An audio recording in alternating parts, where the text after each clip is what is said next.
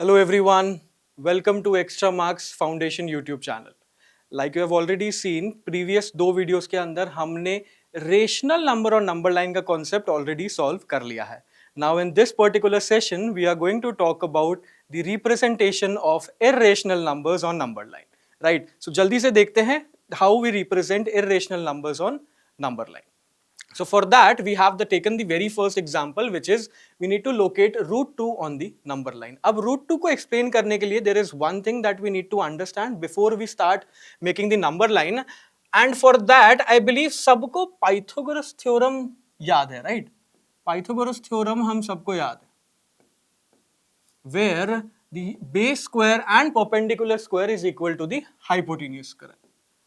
So वही concept हम use करेंगे to represent root 2, right? So what I am doing, I have taken a base which is of, let's say इसकी length है 1 unit, right? Perpendicular to it I am getting a perpendicular जिसकी भी length है कितनी 1 unit. So base is 1 unit, perpendicular is 1 unit. Can you tell me hypotenuse कितना आएगा, right?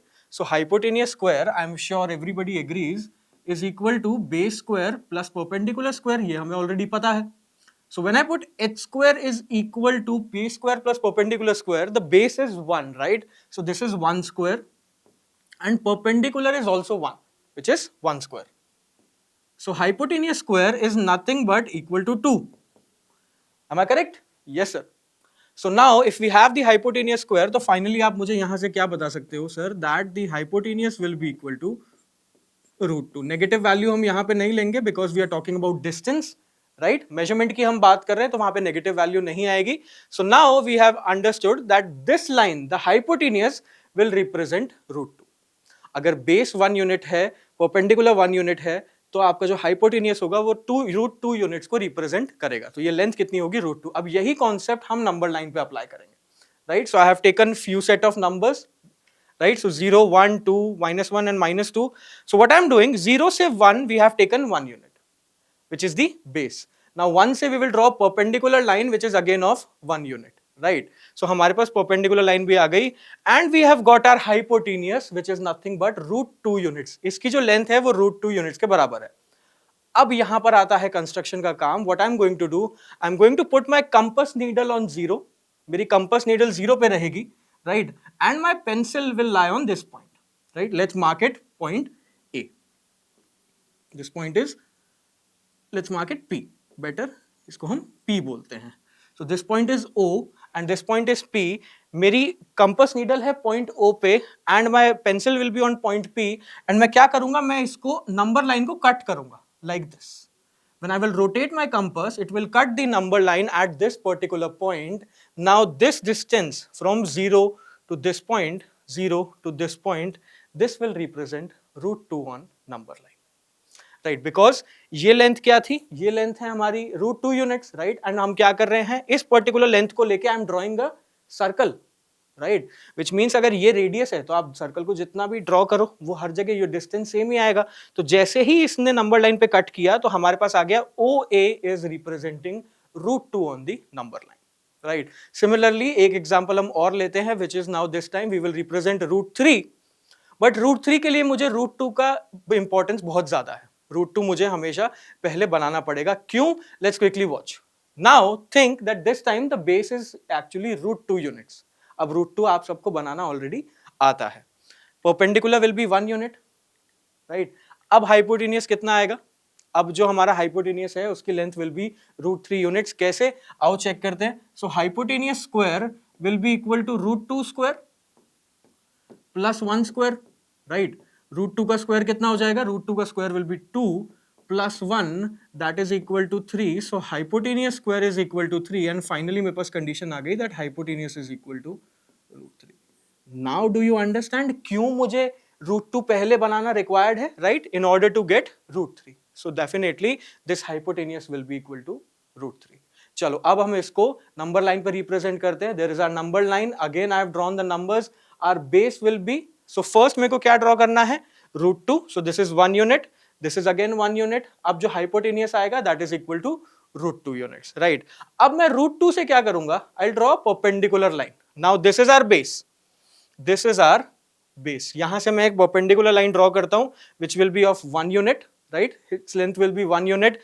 अब जो हाइपोटेनियस ड्रॉ होगा that will be equal to √3 units, right. अब हमने √3 का मेजरमेंट तो ले लिया है, but this has to come on the number line. हम क्या करेंगे, again I will put the compass needle at point O, right, and let's call this point P। सो compass needle at point O, pencil at point B, मैं क्या करूंगा, I start drawing an arc and एक certain point पे जाके it will intersect at the number line, let's call that point A, and that point is representing our √3 on the number line. So right, do you understand the concept? कैसे पहले √2 बनाया and with the help of √2 हमने √3 का formation करा on the number line. So for in the same way, अब हमारे पास क्या आता है, एक NCERT activity. Now what does this say? This says that we need to draw a spiral by using the similar concept again and again. कैसे, जल्दी से देखते हैं। So सबसे पहले अगर हमारे पास नंबर लाइन पे बात करें तो √2 का फॉर्मेशन करना बहुत ज्यादा इजी है, right. We got the horizontal line 1 unit, vertical line 1 unit, and जो हाइपोटेनियस आएगा that will be equal to √2 units, right. And √2 unit से अगर मैं एक और परपेंडिकुलर ड्रॉ करता हूं which is of 1 unit, so what you will get is the length of √2 units, √3, I am sorry.